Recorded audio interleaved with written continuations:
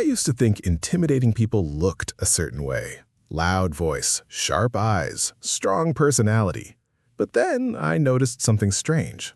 Some of the most intimidating people barely spoke at all. They weren't trying to scare anyone. They weren't trying to dominate the room. In fact, most of them had absolutely no idea they made other people nervous. And here's the weird part. You might be one of them. Not because you're rude, not because you're arrogant, but because certain things about you quietly make people question themselves. If you've ever wondered why people seem awkward around you, why conversations suddenly become stiff, or why some people keep their distance even though you've never done anything wrong, stay with me, because the last sign surprises almost everyone. Imagine walking into a room where everyone is laughing. You join the group. A few seconds later, the energy changes. People straighten up. Someone stops talking. Another person suddenly changes the subject. Your first thought, did I do something? Maybe not. Sometimes your presence alone changes the atmosphere. And that's exactly where the first sign begins. You don't need to say much. Some people naturally fill silence without realizing it. When you're comfortable saying less, others often start talking more. Not because you asked them to, because silence makes people reveal themselves.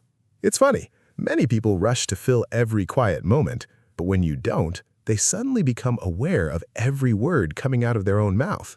You've probably seen this happen. Someone tells a joke, you smile, but don't instantly react. A second later, they start explaining why it was funny. You never judged them. Your calmness simply made them question themselves. That's surprisingly intimidating. Now here's something even stranger. Have you ever noticed how people apologize to you for things that don't even need an apology? Sorry if that sounded stupid. Sorry, I'm talking too much. Sorry, this probably doesn't make sense. You never said any of that, yet they say it anyway. Why? Because confident people often become mirrors. When someone feels unsure around you, they start criticizing themselves before you ever could. And that's a huge clue. Real intimidation isn't always about power. Sometimes it's about making people more aware of their own insecurities. Now think about this. Who usually talks the loudest in a group? Often it's the person trying hardest to be noticed. But someone who doesn't chase attention creates a completely different feeling. Maybe you've experienced it. You're sitting quietly, not hiding, just listening. Then suddenly someone asks, "What do you think?" Out of everyone there, they want your opinion. Not because you demanded attention, because people naturally become curious about someone who doesn't constantly seek it. Silence creates mystery, and mystery makes people pay attention. Here's another sign. People assume you're judging them even when you're not. This one can be frustrating. You're simply observing, watching, listening. Meanwhile, someone starts defending choices you never questioned. I know it's not the best job. I've been meaning to start working out. I don't usually act like this. You didn't ask. You didn't criticize. Your presence alone made them explain themselves. It's almost like standing next to a perfectly clean mirror. The mirror never insults anyone. It just reflects what's already there. Then comes one of the biggest misunderstandings. People think you're more confident than you actually feel.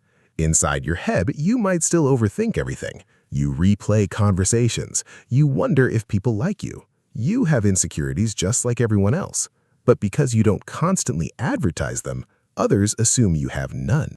It's amazing how often confidence is simply the absence of visible insecurity, and people find that incredibly intimidating. Here's a question. When someone disagrees with you, do you instantly become defensive, or do you stay calm? If it's the second one, that's another sign. Most arguments become emotional because people expect resistance. When you respond with calm instead of panic, it throws them off. Think about two people arguing. One raises their voice. The other quietly says, "I understand why you see it that way." Suddenly, the loud person feels like they're losing control. Calmness has a strange kind of power.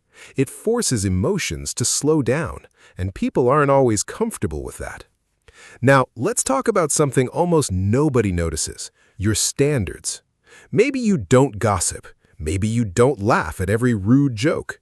Maybe you don't chase validation. Maybe you quietly walk away from situations that don't feel right. You never announce these standards, you simply live by them. And surprisingly, that makes some people uncomfortable, because every standard you quietly keep reminds others of standards they've abandoned. Without saying a single word, you challenge the room, not intentionally, just by existing.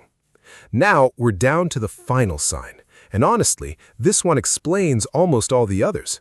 People remember you longer than you remember them, not because you're famous, not because you're perfect, because emotional impact lasts. Someone might spend days wondering, did they like me? Did I sound weird? What did they think about me? Meanwhile, you've already moved on with your life. That's the twist. Intimidating people usually don't spend their time trying to intimidate anyone. They're simply comfortable being themselves. And that confidence, even if it's quiet, stays in people's minds long after the conversation ends. So if you've recognized yourself in some of these signs, don't mistake intimidation for something negative. There's a huge difference between making people feel small and making people face themselves. The first comes from ego. The second often comes from authenticity. You don't need to become louder. You don't need to smile every second just to make everyone comfortable. And you definitely don't need to shrink your personality so other people feel bigger. Because the right people won't see your silence as arrogance. They'll see it as peace. They won't mistake your confidence for pride. They'll recognize it as self-respect. And maybe that's the biggest lesson of all. Sometimes the people who seem the most intimidating are simply the ones who stopped asking the world for permission to be themselves.